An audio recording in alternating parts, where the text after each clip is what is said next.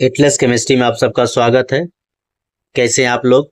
अच्छे, मस्त, पढ़ाई अच्छे से चल रही है आप लोगों की? Very good.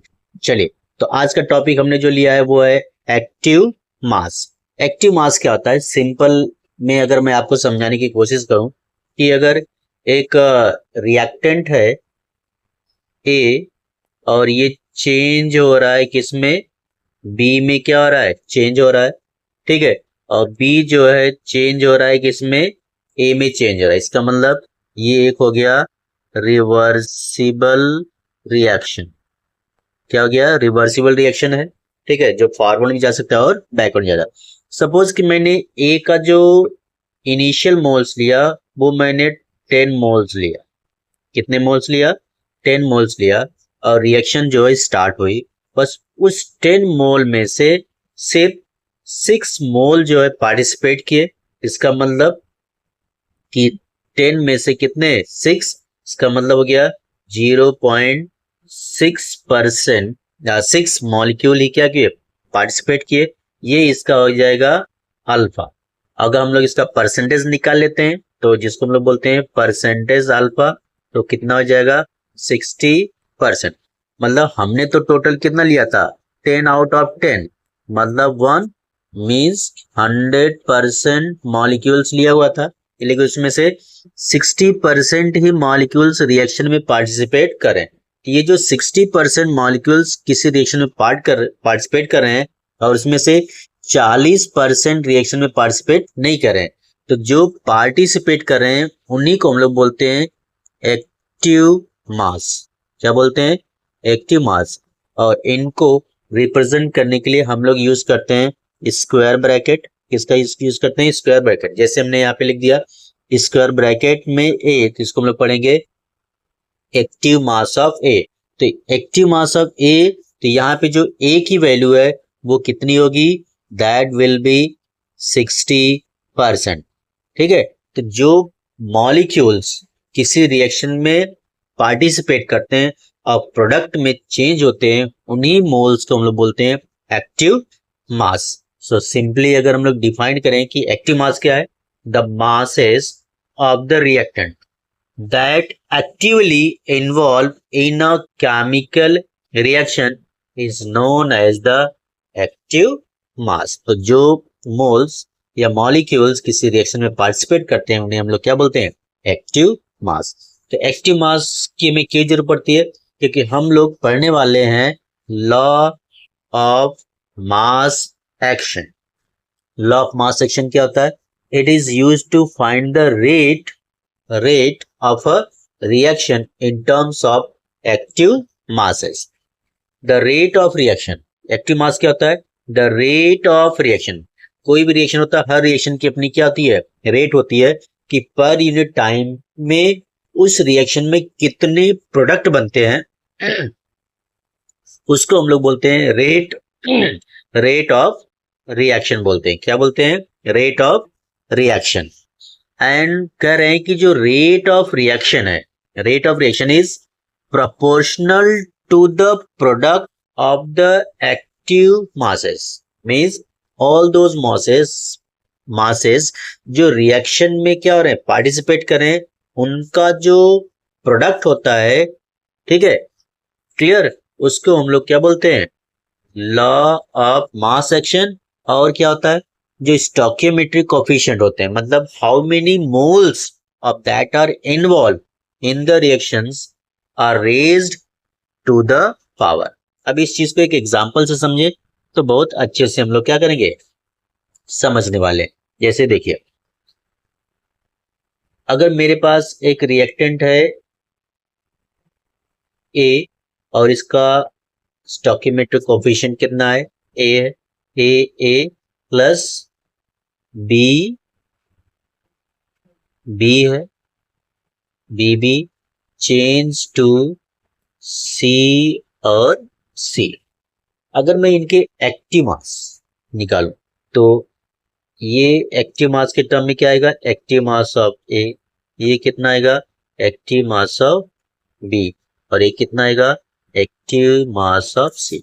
अब अगर हम इनका रेट निकालें तो क्या होगा? रेट तो कह रहे हैं कि rate is directly proportional to the product of the active masses of the reactant. हम रिएक्टेंट को देखते हैं, यहाँ पे क्या जाएगा, active mass of A into active mass of B. And कह रहे हैं कि जो उनके स्टोकियोमेट्रिक कोफिशिएंट्स है, ये स्टोकियोमेट्रिक कोफिशिएंट है, ये स्टोकियोमेट्रिक कोफिशिएंट है, और ये भी क्या है, स्टोकियोमेट्रिक कोफिशिएंट है। तो कह रहे हैं कि stoichiometric coefficients raise to the power, यहाँ पे क्या जाएगा ए और यहाँ पे क्या जाएगा बी, ऐसा। अब अगर मैं कंसीडर कर लूं कि ए की वैल्यू है एक्स और बी की वैल्यू है वाई, तो हम इस इक्वेशन को ऐसे भी लिख सकते हैं कि rate is proportional to active mass of A की पावर एक्स और एक्टिव मास ऑफ बी की पावर वाई हम लोग क्या कर सकते हैं, फाइंड कर सकते हैं। तो यही जो इक्वेशन है इसी को हम लोग बोलते हैं क्या, लॉ ऑफ मास एक्शन। क्या बोलते हैं, लॉ ऑफ मास एक्शन। तो law of mass action simply you can see है, एक रिवर्सिबल रिएक्शन लिया हुआ है। क्या लिया हुआ है, A plus B change to C plus D. और यहाँ पे हमने क्या निकाला, इसका रेट निकाला। तो rate is directly proportional to that one. अगर मैं इस प्रोपोर्शनल साइन को क्या करूँ, रिप्लेस करूँ, तो मुझे क्या मिलेगा, we will get rate is equal to K active mass of A की power A and active mass of B की पावर बी। अगर मैं कुछ एग्जांपल समझूं, अगर मैंने एक रिएक्शन ले लिया N2 plus 3H2 change to 2NH3। अगर मैं इसके लिए रेट निकालूं तो क्या मिलेगा, rate is directly proportional to active mass of N2। अब N का जो स्टोकियोमेट्रिक कोफिशिएंट है वो कितना है, 1 है, तो हम लिख सकते हैं power 1। And product of second one that is H2, उसका स्टोकियोमेट्रिक कोफिशिएंट कितना है, 3, तो हो जाएगा पावर 3। और हमको पता है कि हम पावर 1 लिखते नहीं है, तो हमारा इक्वेशन हो जाएगा rate is proportional to active mass of N2 into active mass of H2 की पावर 3। अगर हम लोग प्रोपोर्शनल साइन को क्या करें, रिप्लेस कर दें, तो हमें क्या मिलेगा, we will get rate equals k active mass of N2 और एक्टिव मास ऑफ H2 की पावर 3। यहाँ पे जो K है इसको हम लोग बोलते हैं रेट कांस्टेंट। क्या बोलते हैं इसको, रेट कांस्टेंट। क्या बोलते हैं, रेट कांस्टेंट। अदर एग्जांपल्स अगर मैं देखूं, मेरे पास एक रिएक्शन है 2SO2 plus O2 change to 2SO3। अगर यहां से मैं इसका रेट निकालूं तो क्या होगा, rate is proportional to active mass of SO2 की power 2 into active mass of O2. So therefore here is rate is equal to K active mass of SO2 की power 2 and active mass of O2। तो कोई भी chemical reaction हो जो reversible reaction हो, उसके लिए हम लोग क्या कर सकते हैं, फाइंड कर सकते हैं उसका रेट इक्वेशन। इसी को हम लोग बोलते हैं क्या, लॉ ऑफ मास एक्शन। क्या बोलते हैं इसको, लॉ ऑफ मास एक्शन।